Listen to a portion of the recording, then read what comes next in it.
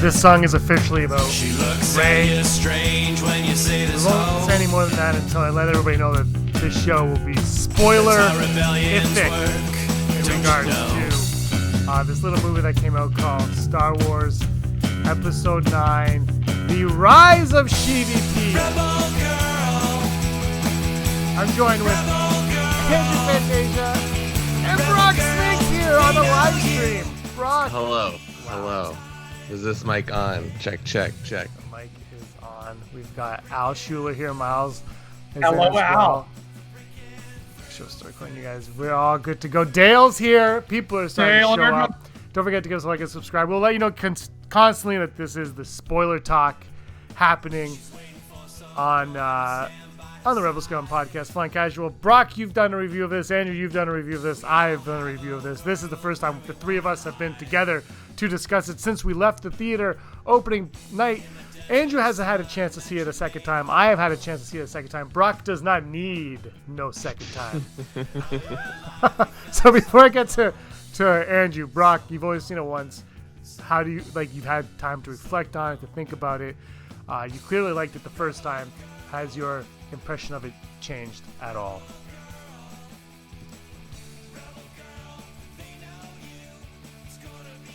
Talking to me? I'm talking to you, Brock. Oh, sorry. I thought you were talking to Andrew. No, I'm trying not to talk to Andrew today. Nothing has changed about it. I'm excited to go see it again. Yeah. I actually ordered tickets for Boxing Day to take my parents to go see it, so... Niagara Square Cineplex, here I come. Do you think your parents are going to enjoy it? I don't know. I'm sort of was thinking about that. I was like, should they rewatch something? But then you kind of almost have to rewatch a whole bunch of movies. Yeah. At least Last Jedi, but then maybe that's a little confusing too. I don't know. I think the Emperor part of it's gonna really throw them for a loop. I think that's why. Mm-hmm. Do they know he's in it? Oh, I doubt they've seen any trailers. No, but that's the thing. I'm curious about that. Yeah. Yeah, that's the thing. It's like that. Maybe that's one of the reasons I never was super psyched about the Emperor being in this movie, because it's just if you're not someone that watches this franchise on a regular basis, doesn't that kind of throw you off? It's like, oh, here's the new villain. It was like, what about that tall guy from the second one? I'm like, oh, he's dead.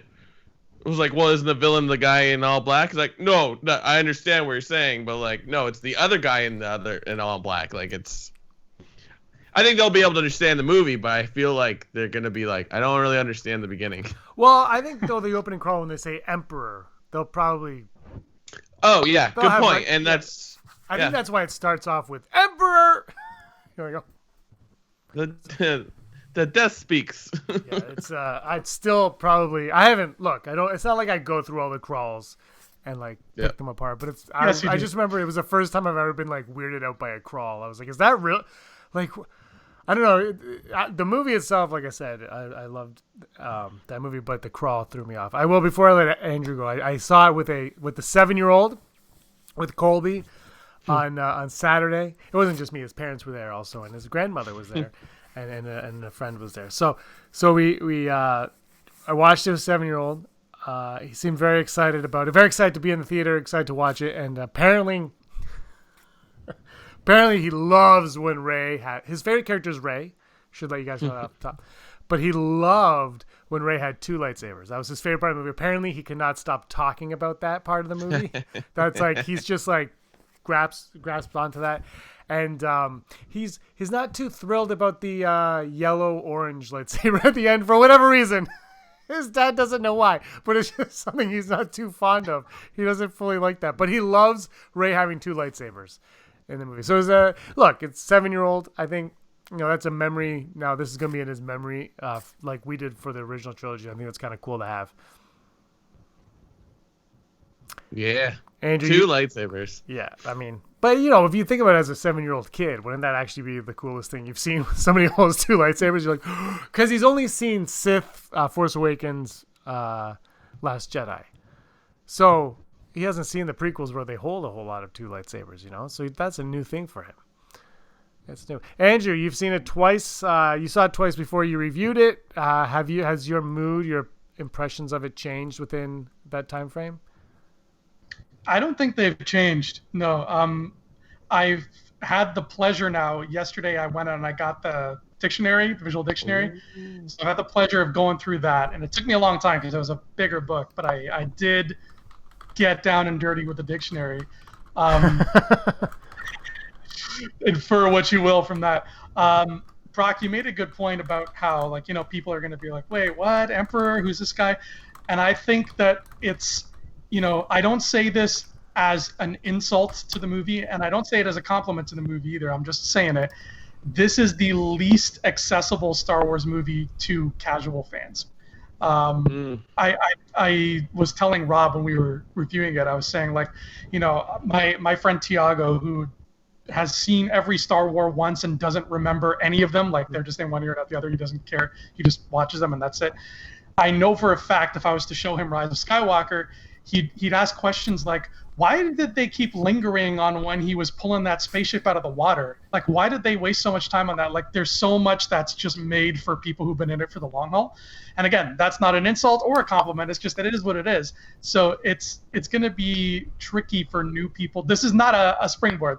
You don't show this to people like, here's an introduction to Star Wars, which is fitting because it's the last one. That's the thing. It's probably not. Here's a question for both of you. How many times have you said that about Infinity War or Endgame? Oh yeah, that's exactly what came into my head when you said that. Yeah, like I said that once. Infinity War, yeah. Like, but it's like you're seeing episode 9. If it's their first one, I think it's on you at that point. Oh yeah, exactly. I do think the Emperor's, his appearance is. It's really, I mean, his line is really cool, like, because it's a throwback, but it's also like, oh, that was the easiest way to explain it without having to say anything about it, Yeah. We just lost Brock's picture. Oh, what the? It might be. I got Brock's picture loud and clear here. Oh, it sounds like Skype is coming back, James. This is. There it is. We know how this is. It's just Andrew's face right now. Sorry, Brock. Here I am. You're stuck with me, baby. No, Brock, you're still not there. But now you can. No. Now you're back. It's off. Oh, now you're It's on. I don't know what's happening. We're all crazy. Miles says, I love this film. That being said, when my parents asked what they should know, I just said, don't worry, just enjoy it and don't think too much. I think not thinking too much is something that, when you go to a Star Wars movie, I think is crucial. I think Mr. Rez is saying the crawl should just said, ShiVP is back. Yeah. That's basically what the crawl is. Now, here's the thing. I know everybody's like, it needs to be 2 hours longer, and I'm like, and I keep saying they need to cut 10 minutes out.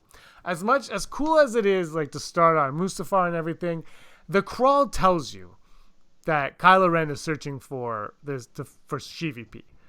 So they could have cut that whole opening and literally just had the camera pan down, his ship fly right into Exegol, and no one would have thought anything of it because the crawl tells us that he's looking for this thing. So. Look, I understand, like, it is fast in points. I think there's a way they could have, without even making it longer, they could have done little things like that, and then you could stretch other things out. But it was cool. Brock, did you know that was Mustafar right away? In the very beginning, when he right after the crawl. Yeah, right after the crawl. I think I assumed, and then up until now, haven't thought of it.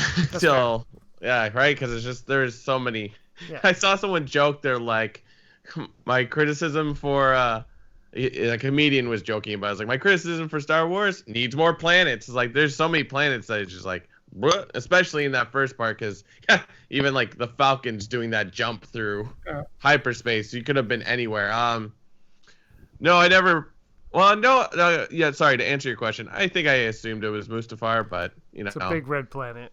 Yeah, I mean, but we can say desert planet. Oh, that looks like Jakku. That's James would have called this Maku or something. Like, ooh, it's not Jakku. Hold on a second. Oh no, he's gone. Andrew hasn't seen this yet. Oh no. There's a card, but I forgot the card downstairs. So we got a package in the mail today from a good friend Phil. There's a package. I opened it already. Brock, you know the contents, but Andrew hasn't seen it, so I just want to quickly show Andrew. Phil, what did you do, brother?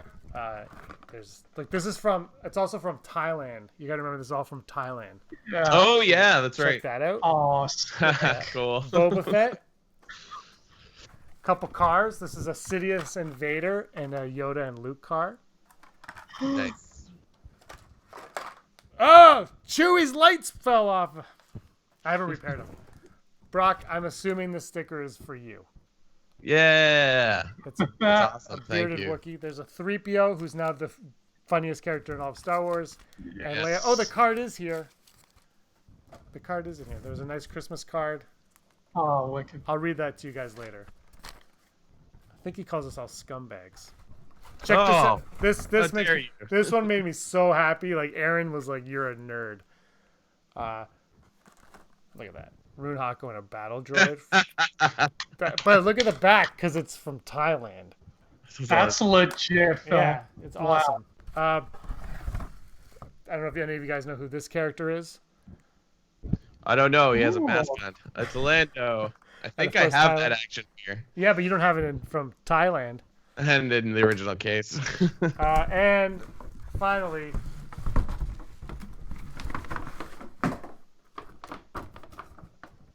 Oh my God, what is going on here? that is Finn Oh. and Captain Phasma. This is the Rebel Scum moment of. That's Jedi. that thing we are. Yeah, that is the Rebel Scum moment. Oh Anyway, my God. so Phil, thank you, thank Phil. you Merry so much. Christmas, Phil. Thank you for all Yeah. your support. Thank you Thank for that you gift. so much. We lost Brock again. Brock was so disgusted by all that. I don't know what you're rambling about. It's Andrew, can you see me? Yep. No, Brock. Everybody, No, I know. everybody I else on this understand. call can see you, but me, and I'm the one recording it, so no one can. No, see you. I Now you're understand what's back. going on. I don't know what I'm supposed to do. You can't do anything. I'm letting just keep talking. everybody know that you're gone. Is what I'm saying. They'll get it, man. Daisy Johnson says, "Hope everyone is having a Merry Christmas. Merry Christmas, Thank Daisy. you. Merry You Christmas, too, everybody Daisy. watching. If you celebrate Christmas, my biggest problem is that there is no such thing as space wizards and laser swords."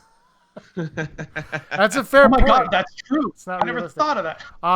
No, I saw the comment more off the top. I understand more off the top. I'm just saying that top that we got, you could have pushed that aside and then given more exposition even in its place. If you think about it, that's what I'm saying. Is if you cut that out, then you could have. That's all. But I like it. But I was like a Red Planet. I almost punched Andrew in the face and was like, "It's Mustafar." 'Cause it was And see, exciting. my whole train of thought was like, you see red, and I'm like, ooh, I think of Mustafar for like a second, but then when I see him in trees, I was like, Yeah. oh, okay, cool, it's just another planet, whatever. Yeah. And then I carried on, but Well, it's and healing forgive me, itself, right? it might be healing itself. That's a good point. Get used to this because I'm going to say this a lot during this live stream. But according to the visual dictionary that I just read, because it was very helpful, it told me something that I'm like, oh, I wish that scene was longer now, because apparently that Wayfinder was Vader's, and it was in the rubble of Vader's castle. Oh, cool. And that forest leads up to where his castle was, and I was like, oh, I wish they'd established that a bit more, because that's really neat. I agree with you on the establishing. And Brock, let me know what you think, because I agree with you on the establishing. However, it's also a detail that doesn't progress the story. No, not really. So it is. So as much as I agree with you, and I'm like, I wish I knew that. That's the kind of stuff that fits into the extended universe type stuff. Yeah. I think personally. Brock, what about you? No, I like that. It's cool, but you're right. It doesn't take away or add or anything like it. If you got to Mustafar and saw the castle, even though most people wouldn't, they would just be like, yeah, it's a building. And but like if we saw it, we'd be like, oh, that's cool. But like, here's the thing too. I mean, it's the scene that we saw in the trailer where he's like grabbing like whoever that is and slamming on the ground. I'm more focused on that, like, because it's cool. And you know what? Now I think like I'm gonna rewatch this movie and remember this conversation, but I felt like everything was more pink in that scene, like, Yes. and not lava. So like, I think that's why it pushed it out of my head, because it's like the planet and it's Mustafar. And also, you're like, in my opinion, my head was swimming from the crawl at this point, so I just didn't really focus too much on it. I don't know. I do like the idea that that's the Wayfinder was Vader's Wayfinder, and that's why it's there. But I then wouldn't it's like, be surprised if JJ didn't mean for that to be Mustafar, and that was something that they retroactively did. oh, I see. I think you're right, except they did it before the release, and that's why the planet's red when you first see it. I think it's one of those things. I think you're right on. I think it's like, because don't forget, they could have colored that planet December 18th. Do you know what I mean? Like, Yeah, I'm sure it would have taken somebody at ILM a second and a half. Okay, it's red. What? Like, he gets a text and it's done, like, within seconds. So it's not, for me, that, you're probably right, though. Like, there's a few things in here I'm like, was this JJ or was this everybody around him? Because I'm confident if I gave him a call right now and I said, so tell me what you know about Kane and Jarrus, he would give me a blank stare and walk away. Yeah. But he's in there. Kanan's in the movie. Right. That's fun. That is fun, man. And I said this, I think, I don't know if I said this on our review or our podcast, Brock, but I thought his, other than Hayden Christensen and Anakin's line of dialogue, his was the most character-specific line. Like, what he says, I'm like, that's totally a Kanan line. When he's like, rise up, or whatever he says. I'm like, I think they just used a soundbite from Freddie Prince's rant. You don't know the effing Force. I know the effing Force. That's all. It's like, this is taking me out of the movie. Yeah. Brock, have you heard that rant? I've heard of it, but I didn't watch it. I kind of like avoid these things. It reminds me of, I don't know if you heard about this, the dude that played the young, I don't know if we talked about this on an episode, the dude from the Mandalorian, the young bounty hunter that Mando helps on Tatooine. Yeah. He went and slammed the whole movie, and I'm like, ugh. So this is why I avoid trolls and celebrities, because it's just like, come on, man, like, just let it go. Like Frozen. Boom. Could you imagine, like, we've all had former employers. We haven't been killed off in a series, but we've all had former. Just bashing them on social media because they did so. You're like, oh man, Wendy's.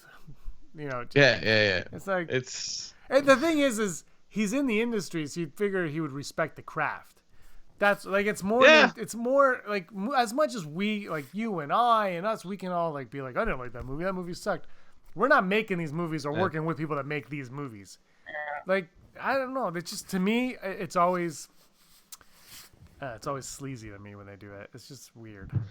It's hard to criticize because we're like a pro Star Wars podcast, so it's like, how are we different from someone that's airing their negative feedback? You know, I mean, positive is always nicer, but like, nobody's asking for us to even say this remotely. I mean, I guess some our patrons are, but like, you know what I mean? Like, we do this because we like to. Yeah. So it's like, you kind of, it's the internet. You kind of have to take the good with the bad. I just think in general though, like, if you truly want to like show your distaste for it, why are you talking about it? Like, just don't talk about it. I don't know. Yeah, I think it's just, we live in a world of everyone's opinion apparently matters now. So it's like, I don't know. I don't know. I think something huge like this goes away if you don't give it its time. But if you're complaining about it, like, I can't remember. Maybe it was my mom. I saw my mom last night, and she was like, well, everyone's complaining about this movie. Why? I'm like, I don't know. The Star Wars fans are the worst. And we're Star Wars fans, and we're the worst. There we go. It's funny. I walked into work today. One of my coworkers was there.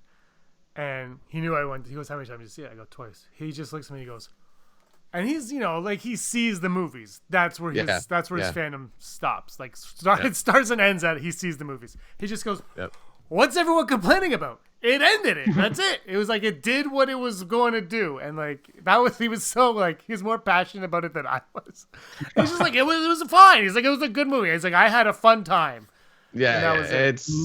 And it's like, yeah, I mean, because like a casual fan like that would go into it the same way he would go into like MCU movie, like an Ant-Man, a Captain Marvel, an Yeah. Avengers. Like he just goes in to enjoy the movie, not to go and be like, well, at 2:45 this happened, and I was not satisfied with the lighting on Kylo Ren's eyebrow on this scene because that really took me out of the moment. Because really, the lighting should have been on here to symbolize the fact that Rey was actually Palpatine all along. Because if you watch in The Force Awakens, she says this line, that line is reminiscent of Emperor Palpatine's line from this movie at this in this book, and it's like stop. Just it's a movie, man. And I think a lot of people in our chat, I'm gonna speak for them. Let me know in the chat if you guys agree. But I think a lot of people in this chat really like kind of feel the same, where they go into the movie and they like it, and you leave everything at the door, and you let the movie be the movie, and you don't have to like the movie, and you don't have and you don't have to hate the movie, but watch it for what it is, what they're presenting to you. Not for what's in that baggage, which I've said I've been guilty of that in the past. It's not like, I've been learning from my mistakes on enjoying films. Does this work still? Hold on. Good God. Oh, it's working. You can't see the lights too bright. And your image is blurry, but I'll assume it's cool, whatever it's supposed to be doing. I just want to say, D. Raven Spencer's in the chat. She's here until football starts. Thank you for joining us. Thank you, D. Raven. Chat is really. Oh, guys, like and subscribe. Smash the like, crush the like. Take the like button. Just lightly tap the subscribe button, though. That one's a bit more delicate. I will tell you guys that. So all like the reviews were coming in, they were all mixed, and I wasn't really paying attention. And then at like 11:12 that day on Thursday, I got an email from Phil, who sent us the package. Patreon. Phil, he sent an email. He's in Thailand. He's like, I got to see the movie. He's like, I saw the movie because he's 12 hours ahead, right? Mm-hmm. Right. And I was like, you know what? His opinion, I'm going to actually take to heart. Like I'm going to actually pay attention to what he's saying, and because I feel like I've spoken to him. You guys have spoken to him. He likes Star Wars. I think the same way we like Star Wars. So I was like, what his opinion of this movie, I'm sure will be, similar to mine. And it was wow. I loved it, basically is what he said. And I was like, that was basically how I felt after too. I mean, and like I said, this Brock with you, I'm like, I don't want to say it's not perfect. I just liked it. I don't, like I said, I don't have to justify liking the movie, but I want to talk about it. It's like, is it bad that after it's almost a week now of this movie being out, that I at one point I was like, oh, this is gonna be a very divisive movie, and I'm like, no, it's not. Like Last Jedi, yeah, I guess you could say that's a divisive movie because it tried to be something different, I suppose. I don't know. I love these movies, don't get me wrong, but it's just like it's just action in space. I don't want to say Marvel in space, but it's just like there's a talking dog, or not talking. There's a talking furry creature, and a crazy golden robot, and like they go like this, and then something snaps into their hand. Like it's not Citizen Kane, it's not Gone with the Wind, it's not a piece of literature. It's just fun. Like, and this movie is fun. I think that is the outcome, because like they're making this trilogy, but like we didn't really need the trilogy. I'll take it. I will always take it. Don't get me wrong. I just feel like I'm repeating myself because I'm the person that has already paid the yearly subscription for Disney Plus, and I had no clue if The Mandalorian was going to be good. But like, I'm just in. I love these things. I really like Disney too. I like Disney World. I've said it a million times. Like, you kind of want to. I don't know. I just feel like I'm going in circles now, because it's just like, I like this movie. I want to go see it again, and I'm down to have conversations with people, but like, it's so weird how like it's like, oh, it's garbage. It's like, it's not garbage. You just didn't like it. And the conversation should be like, well, it would have been nice if they did this, and I'd be like, oh yeah, that's a good point, and then we could have a real conversation. I don't know. That being said, I'm not engaging anyone to have a conversation, so I'm just as guilty. Well, I engage with James. That's about it. And I Hello. I usually mute you. Like, oh, he wants to talk about Star Wars again? Ugh. Why can't we talk about Star Trek? I want to talk about Side Scroller. I want to talk about Battlestar. Oh, let's start a side scroller podcast. Hold on, I put Side Scroller out so I would have it. Like, by the way, Sure, December on the calendar is BB-8. BB-8. You know what? What's Actually, June? I kind of want to. Do you like how I don't have it on the wall? I really want to jump into BB-8 for a second because I thought this was the first time of these three movies where he was just kind of there. Like, he did a couple things, but he wasn't over the top. He didn't steal many scenes. I mean, the beginning with the tree. I will say the 7-year-old Colby, he loved that part. But really, I mean, he was just kind of there. 3PO was the droid of this movie. Yeah. It's about time. This was the first time 3PO has been along for the adventure since Attack of the Clones. Isn't that crazy? Like, that's...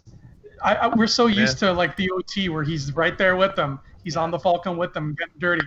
And this is the first time he's been in on the adventure since Attack of the Clones.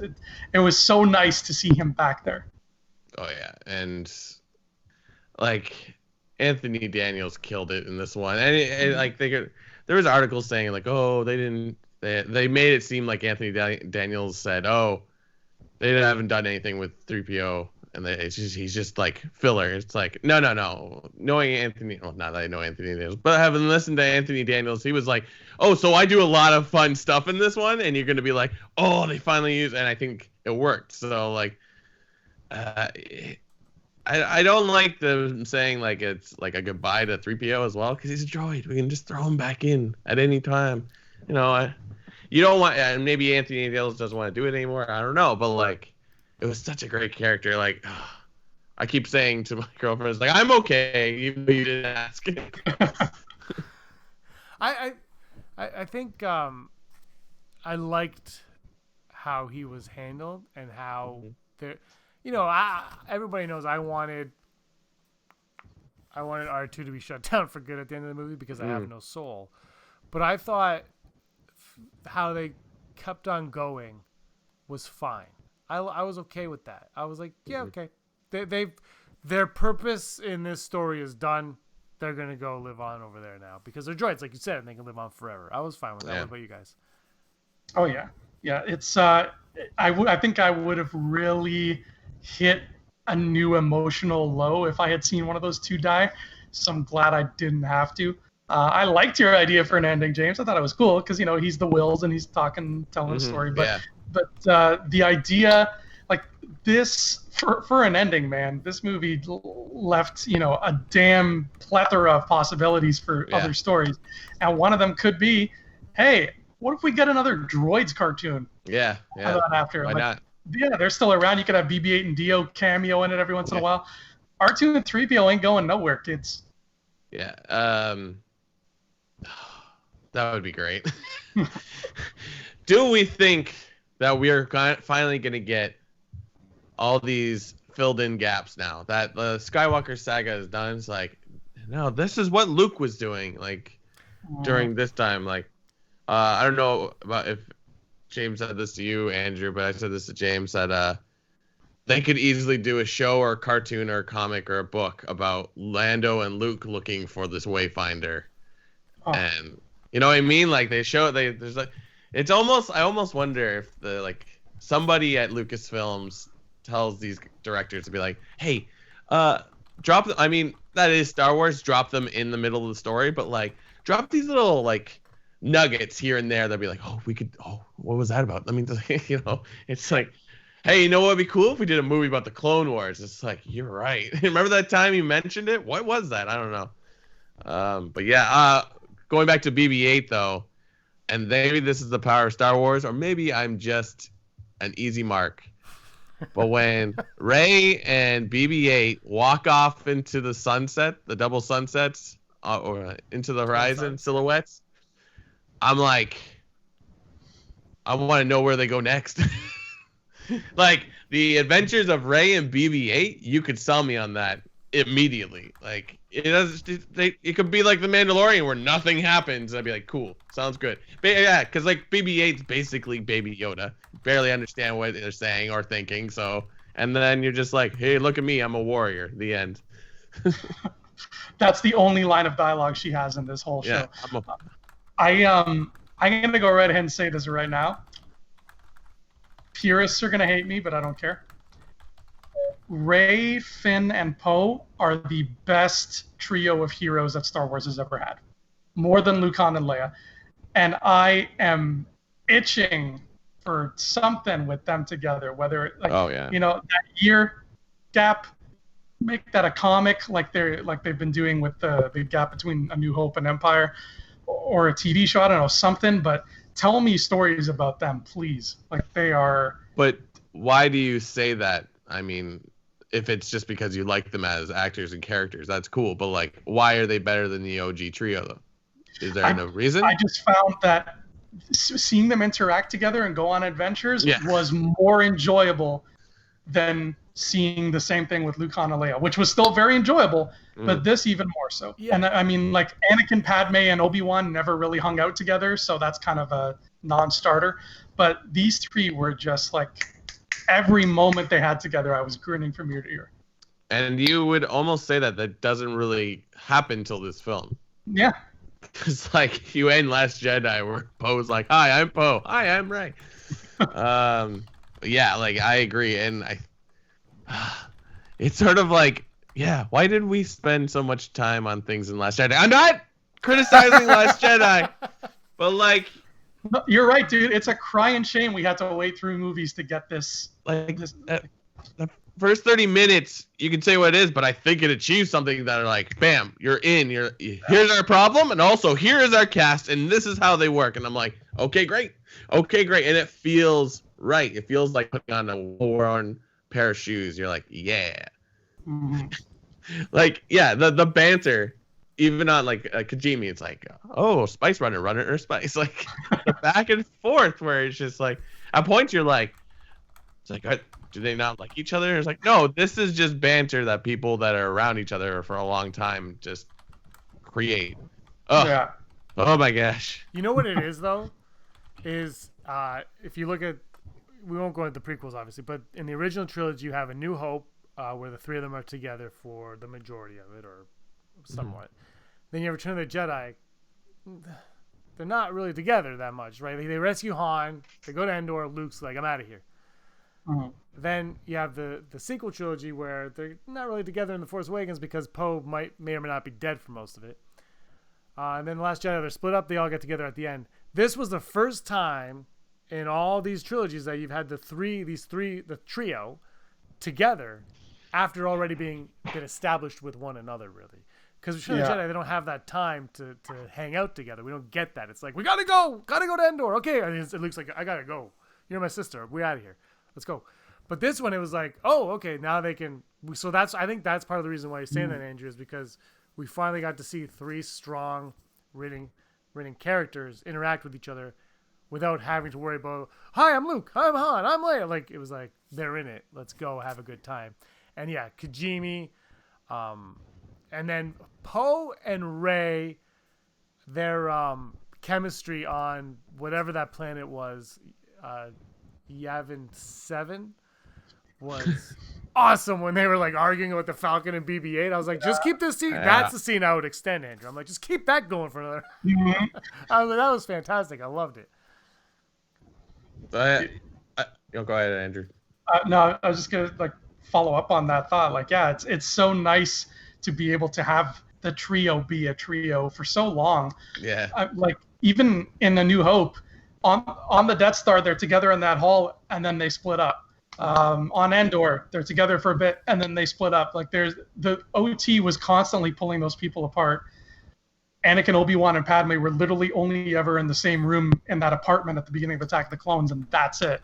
Yeah. Like, so it's so nice to get that finally. I love that dynamic a lot, and I want more of it.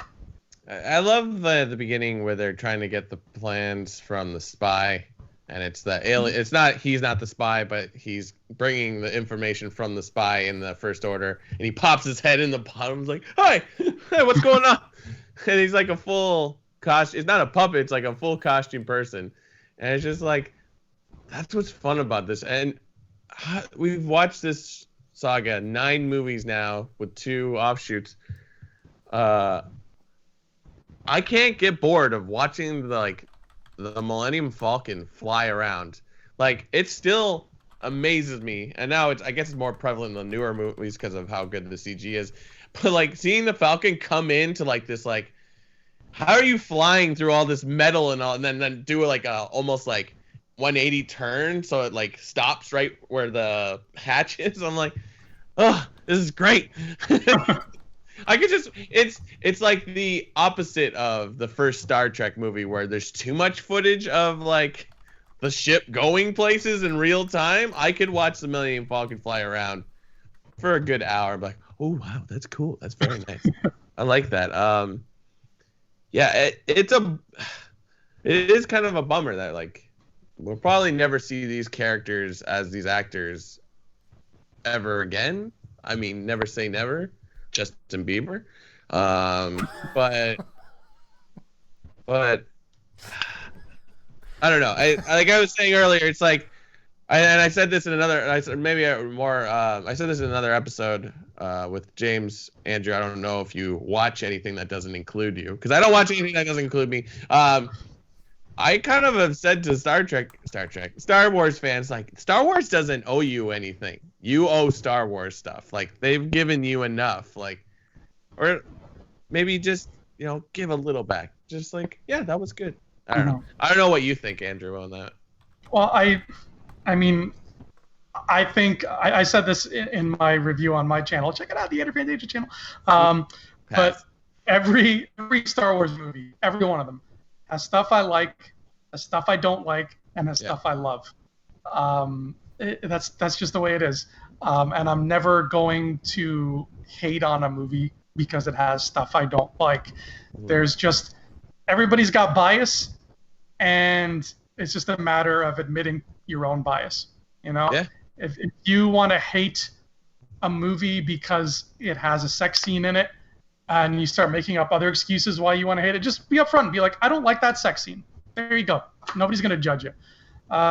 There's a guy I listen to, a podcaster. He's a writer. His name is Matt Gorley, and he quotes from The Last Crusade, Indiana Jones' The Last Crusade. Every time he talks about like trolls online who like that just hate on movies, he pulls this quote from The Last Crusade where he tells the trolls, he's like, why do you seek the cup of Christ? Is it for his glory or for yours? Like, why are you trashing this movie? Are you trying to make the movie better, or you just want to gloat and smack talk something because it makes you feel big? Yeah. Like there's a line you got to draw there. If you're biased against something and you don't like it, fine. You don't have to like space wizards and laser swords, but don't call the movie shit because of that. Just be like, I don't like space wizards and lizard swords, so I'm not going to watch this. Yeah. End of story.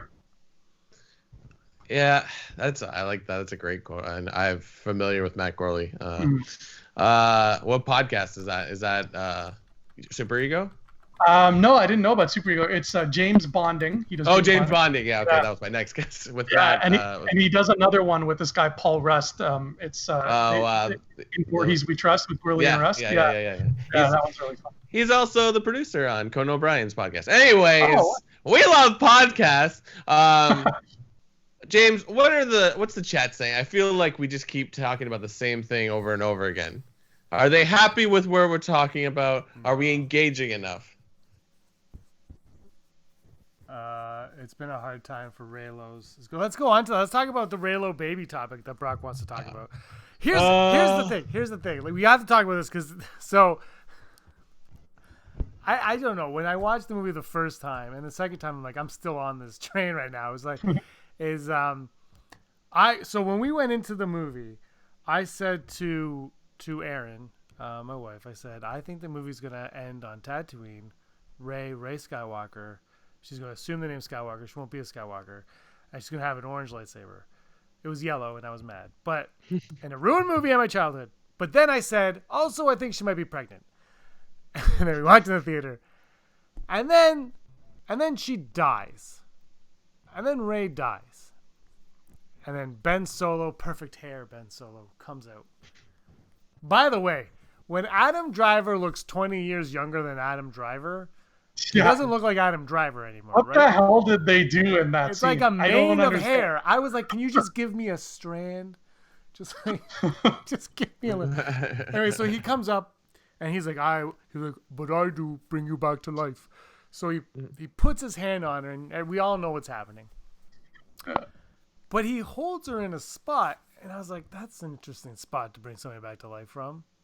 And then she touches his hand, and then he obviously goes the same time as Leia, which I always kind of thought of that as a tribute almost to Carrie Fisher and Debbie Reynolds when that happened.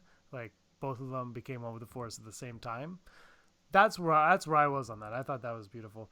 And I was like, I wonder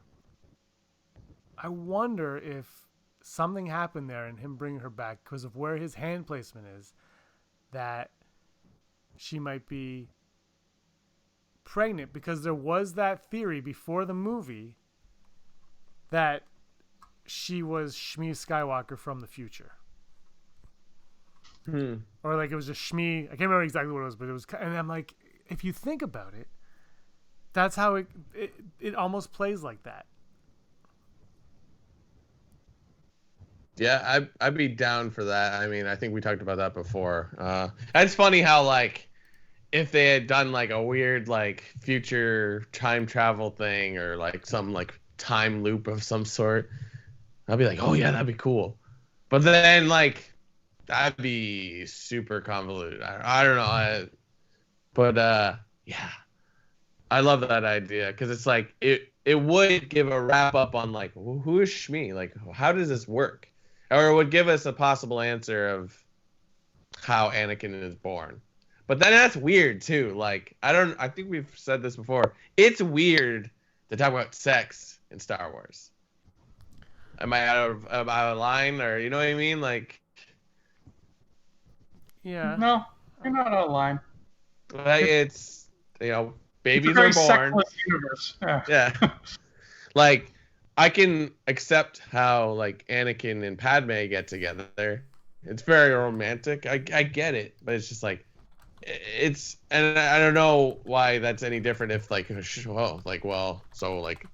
Kylo and Rey got it on, and then he becomes she bears his, like, grandfather, and that's, I think, because it's a weird loop that is like, ooh, that's really incestual. I don't know if that's where the theory's going, but, like, I think that's the problem you run into. Even though you wouldn't see anything, it's just like, it's still like, I don't know. I think, she leaves those two, the two Anakin's and Leia's, Luke and Leia's sabers on Tatooine in the sand. Maybe she's leaving there for somebody to find. Yeah. Well, when that scene happened, like, I never thought of the pregnancy thing until you brought it up, James.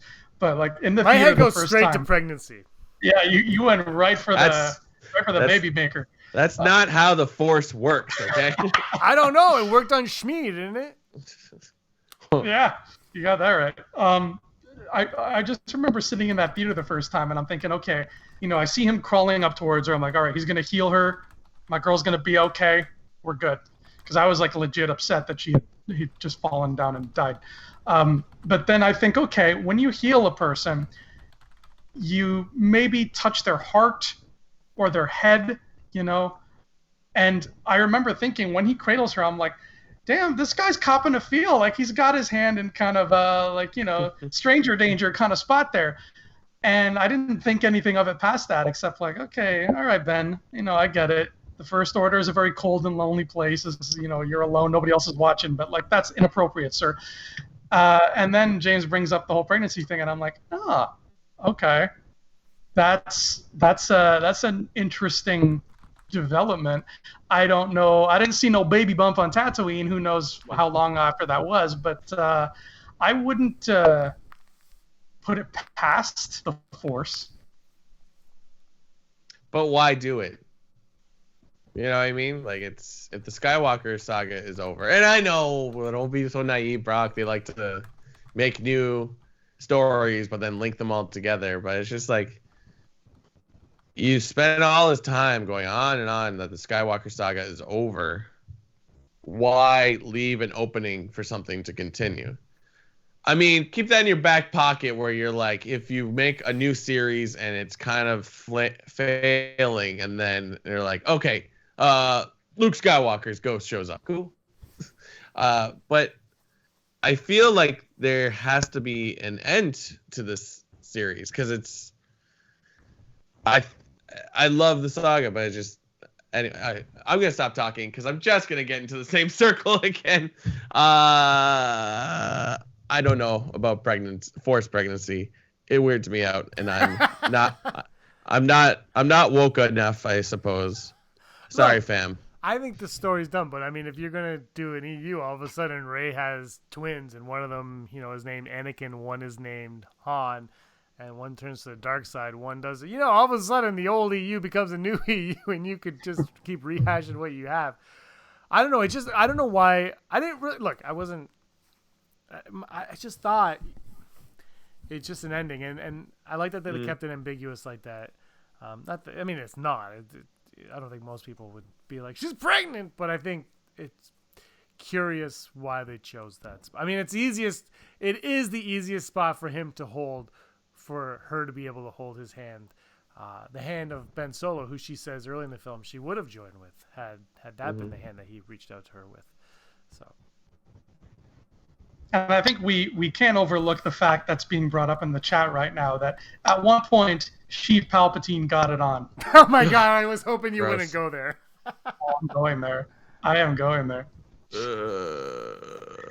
It was a cold night on Coruscant. I still don't think he got it on with anybody, but that's me. Yeah. But like going back to my point, like if you gave me a story explaining how exactly he has a son, I'm like, okay, cool, interesting. Because I would like to know, because the current theory, because it's still ambiguous, that is Palpatine manipulated the Force inside of Shmi to make Anakin, that's really cool. It's creepy, but it's like whatever. I think if they ever tried to put that on in a movie, it would be probably seen as problematic. Yeah. Not trying to be a SJC here, SJW, sorry. But you know what I mean? Like, it's sort of like, maybe it's because we're just so into the story that we're like, okay, that makes sense. But then you're like, someone that's not into Star Wars would be like, he did what? That's creepy. But anyways, I'm going on a tangent again. That being said, that's very interesting to me. Like, that kind of makes sense. How you just immaculately conceived a Jedi Master, or sorry, he never was a Jedi Master. My mistake. But then you have maybe a son born the natural way, or maybe he is the same thing. Maybe he's Anakin 2.0, or I don't know. Anakin was whatever that guy's name 2.0. Like Anakin was the second attempt at creating life. I don't know. So I think that story could be very, very interesting. But like, where do you put it? Because it's like, you don't do the whole story. Like Palpatine is a baby daddy by Claudia Gray, coming out from HarperCollins. And like, is that worthy of a full book? I don't know. If it was called that, I'd totally be on board. I remember the old Legends EU having, and again, I'm just going by what I remember from reference books because I didn't read a lot of the actual novels, but they mentioned that Palpatine had a lot of like concubines back in the day. And I think that I don't remember if there was ever a child begat of one of those concubines. I have a feeling there was. I remember there was like some character named like Dev, some kid named Dev, who I think, don't quote me on this, I think might have been a child of a concubine. So there was definitely like a Rey proxy deep in some old lore back in the day. I got to figure it out again, but that would be interesting to flip through those old books and see. Yeah, it's someone should do a documentary on the EU. I don't know if they ever have, and just sort of try to give all the things that were thought up prior to the Disney purchase. I mean, that'd be a lot of stuff to cover because there's comics as well, but I think it's when I don't know how much you've reread recently, Andrew, but it's just like when you read like Heir to the Empire, it's just like, whoa, life was different in the early 90s. Yeah. But going back to your mention of Sheev and concubines, I feel like I remember that too, but I feel like there was more focus on he was cloning himself. Do you remember that? Yeah, that was something he was doing in Dark Empire. Again, I only read it like in books where they're like, and then Palpatine's clone. Like, I never read the actual comic. Yeah, they always mention it. That's the one thing that was cool about you. That you're like, oh, now I have to go read that. Yeah. I think there's like a clone of Luke because they give him like Luke spelled with 2 U's. Like, oh. And if I remember right, the clone of Palpatine like aged normally. So when you meet him, he's like in his 30s. Right. Here's something I gotta say.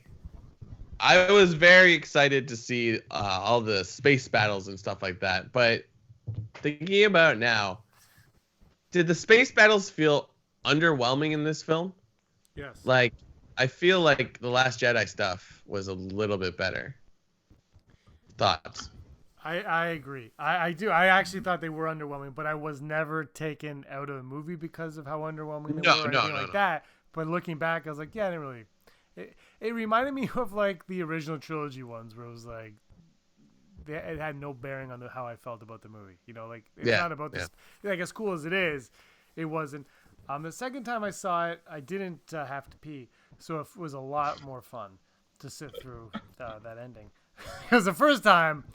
I had to. Second, so I thought it was fun, but it wasn't overwhelming. I think what it is for me, Brock, anyway, is I'm more invested, and this is the thing with the sequel trilogy, and this is with especially when, and I think when The Last Jedi came, it wasn't the case until after you see The Last Jedi the first time or whatever. Is I'm invested wholly in Rey and Kylo.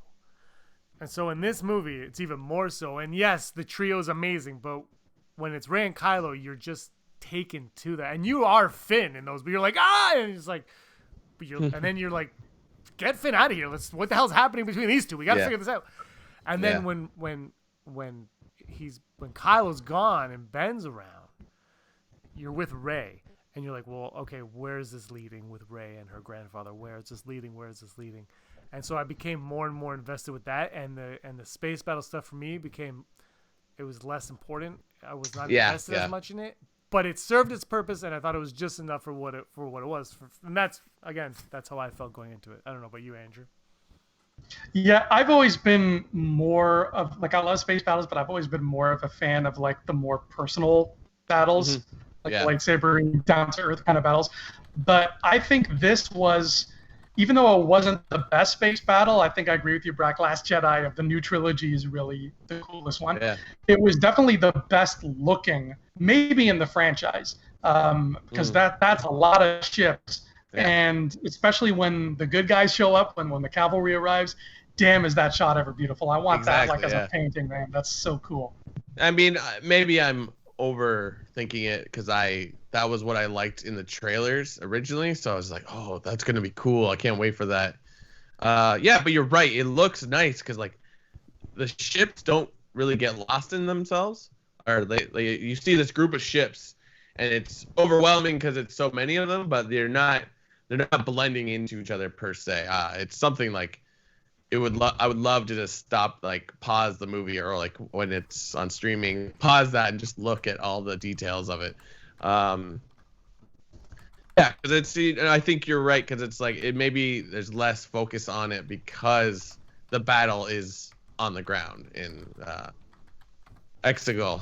I keep like I'm still not used to saying that word yet. I'm like Exegol. No, that's not it. Actually, Exit time. it was, yeah. How excited are you to watch this again? I'm pretty psyched. I need a little Babu Frick in my life. Like that character is amazing.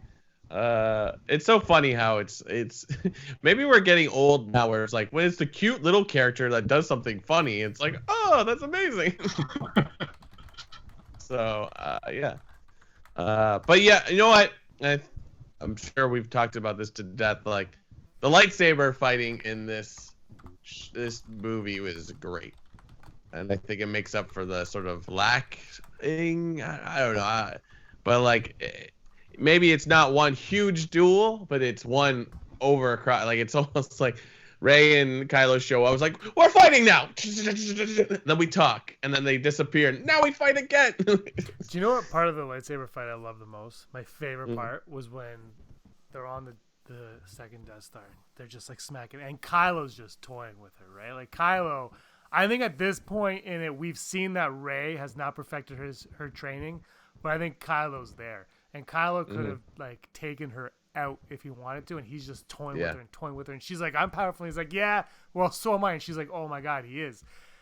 And then he just like smacks her down, and like it was like the first time, maybe since like Luke, all those years ago. But she was just like, she kind of stepped back, and when she shook it off, I was like, gravity, weight, nice. It's not just like floating around and flying. It's like she is getting tired. She's getting worn out. This guy is pushing her to her limit. She's not going to be able to continue. And I absolutely love that. Yeah. It was. I think my favorite lightsaber moment was just finding out that they could duel through Skype. That was such a cool little thing, and then obviously they played it up later with that big reveal. I love that. But that whole through line of like the Skype is getting real physical now. Every time it happened in the movie, like I got excited. Like when he grabs Rey's like party beads, I was like, whoa! Like I got like shook, and it just kept going from there. And then when she's like hitting like the fruit basket, even though she's on the ship and he's in the market and the fruit spills into her room. That's great stuff. I think that might be definitely my favorite lightsaber fight in the sequels, and maybe like one of the top 3.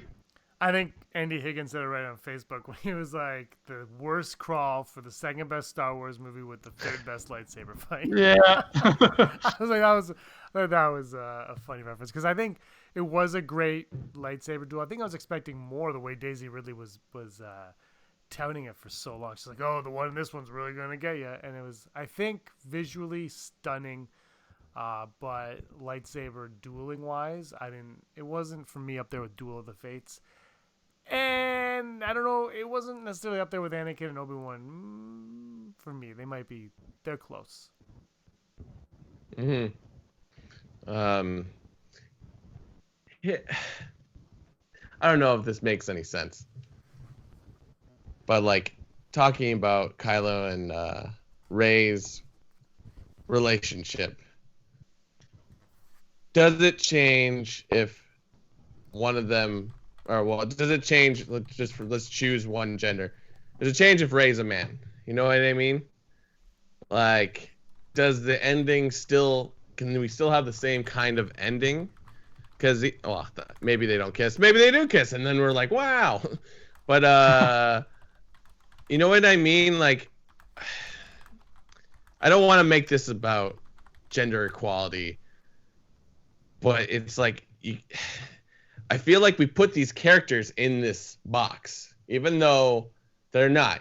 She's not a princess that needs saving. He's not. I don't know.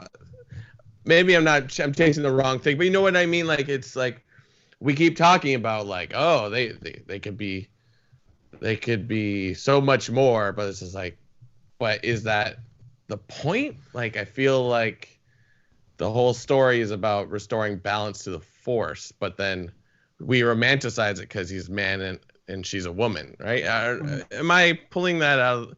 Am I overthinking that? What's going on? No, I think you're right. I think that there's in movies and TV and media, a lot of the time, we get wrapped up in the idea, like, and when I say we, I mean like the people who make the movie. I should make that clear. The people who make the movie sometimes think like they need to throw in romance even when it's not necessary. Like, you could watch like a lot of bad like old 90s action movies where there's just, hey, we're in love now, and it's like, oh, you are, huh? Like they're, they shoehorn that kind of thing in a lot, so it gets a bad rap. I think that some movies obviously do it better than others. This relationship was a very cool one, Rey and Kylo's relationship. And yes, there are people who wanted to see it go further. There are people who didn't. There are people like me who didn't really care either way. But I think that we have to separate what we want to happen, whether it's yay or nay, and just let it happen and find the beauty in whatever happens. Yeah, I think that's generally what film should be about. I don't know. What do you think, James? Hold on, I'm answering the chat. Ah, okay. We gotta say goodbye to D Raven. Enjoy the Peace. Football game. Go Jets! They're awesome. Adios, D Raven. It happens because that was their story. I enjoy the football. I just read my own comment on there. Actually, can I read you guys a comment from earlier that's on here?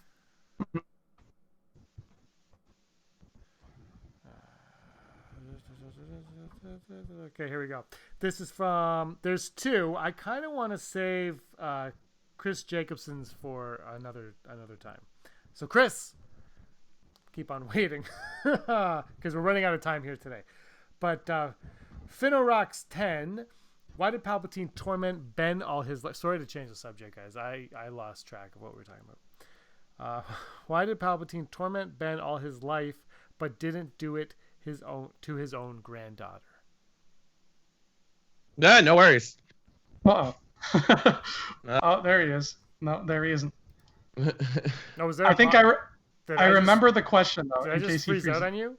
Yeah, you did. Oh, I wasn't. Okay. I wasn't looking at us. I was looking at the YouTube. So okay, I'll just read it again. Finorox. Yeah. So Chris Jacobson, we're coming back to you at another time because I like your question, your comments. So we'll discuss that another one because we're gonna wrap up soon. But why did Palpatine? This is from Finorox 10. Why did Palpatine torment Ben all his life, but didn't do it to his own granddaughter? There you go. I was talking to Robin about this earlier today, and I'm still like weird about GVP, like about how he got to where he was, and the visual dictionary doesn't say jack about it, so I can't be of help there. But to make a long story very, very, very short, this is what just my own headcanon thinks is the answer to that question, is that he was temporarily using Snoke's body and manipulating Kylo. And in Force Awakens, he finds out that Rey exists, and he's like, oh, my granddaughter is alive. I thought that guy killed her, whatever. That's when he learns about her. So he's still sort of figuring out what to do with that info. And as soon as Snoke is killed, his spirit goes back to that place on Exegol, and he's like, okay, now I have two options here. I have Kylo or I have my granddaughter. I think that's the answer. Brock?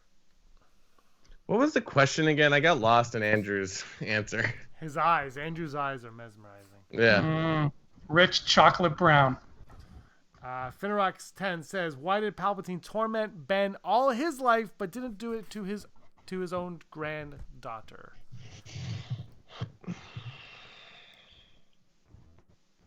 That's a good question. I don't know.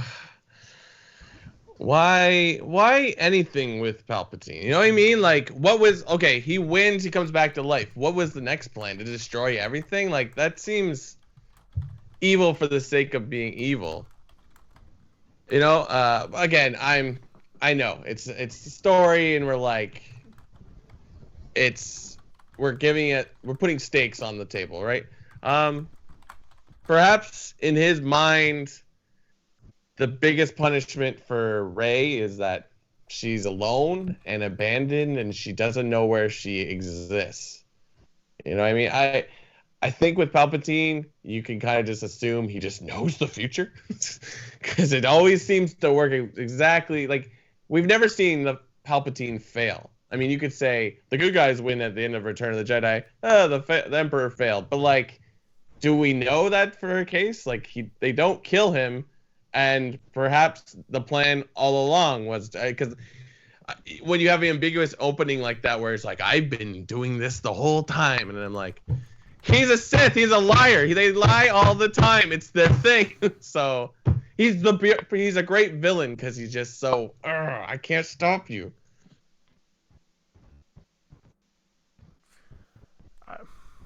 I'm curious. The whole Palpatine, the granddaughter, and like her parents were weak, says Palpatine. Well, what does that mean? What a rude thing to say, too. Like, but why wouldn't he, like, it's easy to say that, but why wouldn't, I'm trying to figure it out, because if you look at it, basically CVP is not doing anything new here. You know, he's doing what he was trying to do to Luke to begin with. He wanted to screw over the Skywalkers for some reason. Like, his whole plan was to for whatever reason, he was obsessed with the Skywalkers. From the very beginning, he had his eyes on Anakin Skywalker. And then when Anakin became machine and wasn't as strong or quick or fast as he would have liked, he looked for his son. And he didn't know about his daughter. He knew about his son. And then he found out about his daughter, obviously. And when his daughter was pregnant, he had to go after her child. It's more, I think, about the Skywalkers than about his own. I think he has this weird obsession with, and maybe this is just an easy answer, I don't know, but it seems to me that he has a weird fascination, obsession. He's obsessed with that bloodline. Maybe he's jealous of that bloodline because he knows about that prophecy. Maybe he's jealous of it, and he wants that. He wants to corrupt that, and maybe that's why he goes after them instead of his granddaughter Rey or his weak son. Yeah. You know, it would be interesting to hear. It'd be interesting to hear the history. I guess just the way they put it, there's like these two families, the Skywalkers and the Palpatines. It's like, oh, that's cool. It's kind of like, I don't know. I don't want to use Game of Thrones because but whatever. The families fighting each other for power, or these families that are connected. But the thing is, the Skywalkers, I don't know. We don't know the history of the Skywalker. Like, does it start with Shmi? Is there someone prior to that? Because I would assume. Well, I don't understand how babies work. But you know what I mean? This movie gives the sense that these two families are connected, and that's how we find our solution at the end of the movie, that these two will either bring great evil or great good. So it's like, do we go back? Is it sort of like that Krypton show where it's like the House of El versus the House of Zod, or what? I didn't watch the show, so I don't know. But you know what I mean? Like, it's those shows were like the grandparents of our main characters who we've never met, we know nothing about. But if you spin it in a way, you're like, that's interesting. Mm-hmm. Could we do a story like that? And this makes a little bit more sense. I wouldn't be against it, but like, because it would be very interesting. Like, it would be nice to meet this family that aren't superheroes. You know what I mean? The Emperor is unstoppable, but then we have all these chosen ones that are like, look at me, I can do a lightsaber. Zing. I don't know. Maybe I'm lost, but I don't know. I want more Star Wars. Is that all you want to hear? Getting it in 3 years, Brock. You're getting it in 3 years. No, we are getting it with Clone Wars in January. That's all the more Star Wars. I thought you meant theatrical. No, I mean, I think I agree with you. We always say that movies are the most important part, and if it doesn't happen in movies, blah blah blah. And even though it does happen, I think Clone Wars changes that though. I think Disney Plus is gonna shake this up because like look at the Mandalorian, great. Well, Obi-Wan. I'm excited. Baby Anyway, Yoda, sorry. I'll stop talking. Baby Yoda used the healing force power. Spoilers for Mandalorian. Sorry, I should have said that. Baby Yoda used that power the day before the Rise of Skywalker. Yeah. The day before, And there's a very good reason for that. Yeah, that is calculated in that and happening. And I remember when it happened on the show, I turned to Aaron and I said, Brock and I were talking about that happening, and I'll bet you they're doing that so that jerks don't come out like, "Well, she can heal. He's too powerful." But when Baby Yoda does it, no one bats an eye. So if Baby Yoda could do it, we're okay with Rey doing it. And they were talking about earlier in the chat, and they were like, does everybody like that new force power, blah, blah. And my thing is like, maybe only like the super powerful force users can use it. Maybe it takes like a lot out of you to do it, because Baby Yoda, I love Baby Yoda when he uses the force and he falls asleep, by the way. That's like, that's my favorite thing ever. But, maybe it's only super strong force users are able to do that power. Well, yeah, the way they set it up in the movie, it's very, and even with Baby Yoda falling asleep, it's very give and take. You can't just be like, "Root, I healed you." Like, Ben went the extra mile and brought Rey back death, but at the cost of it's not just something you can run around doing willy-nilly. Otherwise, Obi-Wan would have been like, "Master, no, I healed you." Like, you gotta have give and take, otherwise there's no mistakes. Yeah, I don't know how I feel about this force healing yet. It makes sense because if the force can destroy, it should be able to create. But are we enjoying this force healing because it also happened in The Mandalorian and then happened in Rise of Skywalker? So like, are we interested in this power, or are we just like, "Oh, that's cool"? I mean, I think we would like, if we just look at it from the Mandalorian side, or like, "Oh wow, that's cool," because like that's kind of being hinted at. Like, Baby Yoda tried to heal him at the beginning of the series, and then this is sort of how we deal with like somewhat of a cliffhanger moment. I don't know. I want to look into it, but now like we're all like, why is The Mandalorian coming out on a Wednesday when it could easily come out on Friday? It's like, oh, because something's gonna happen in that relates to the thing, and I love that nobody really guessed it. I guess I don't know. I haven't. Everyone's like, "Oh, Baby Yoda's gonna show up," or like Quill, or I don't know. But it's like, no, it's like this concept. So I think it's interesting, and I hope there's something like it pays off, that we are entering something new. Like, that's what I feel like, like having that connection. But at the same note, like, I'm worried that like, it's like, oh, that's that thing. Like, it's just an Easter egg, and it's sort of, is it not gonna pay off? I don't know. Thoughts? No, that's good. That's what I want to see more of, is multimedia. Yeah. Take advantage of the fact that you're multimedia. I mean, they did it in Force Awakens where they wanted Rey to have a vision when she touched the lightsaber. So what do?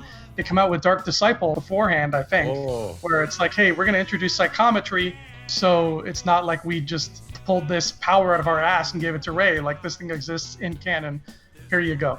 And arguably, Kylo, Ben Solo survived the throw down the pit because of how to stop himself from falling from Snoke in the comic, right? Like, I think there's little hints of that happening, but Disney Plus is definitely a better outlet for them, because not a lot of people are going to read those comics.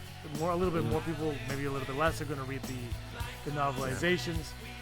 People play video games, but when you put it in a visual form like television and movies, that's where you're going to get the most out of it, the bigger audience overall, to see it as a whole.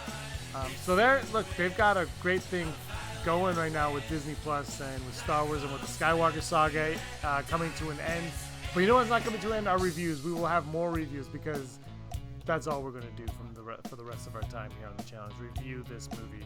And Brock's face might show up again. We're not sure. I'm curious. Yeah. No, it's got to be my Skype is what I'm thinking. Do I keep like yes. dropping out? It's good that I've been going on long tangents so people know I'm still here. Yeah. Well, Rural Farm Boy equated you to a Force Ghost, so I guess you're the Force Ghost of the Rebel Scum podcast right now. Because I ghost out of here. That's what the kids say. And you sit on logs a lot. 8:30 tonight. Go to 2Med2's YouTube channel, Micah Condons. He talks about Star Wars. They hang out over there.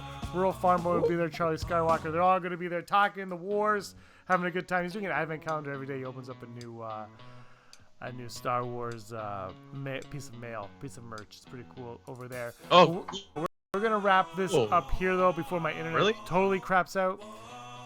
Brock, are you okay with that?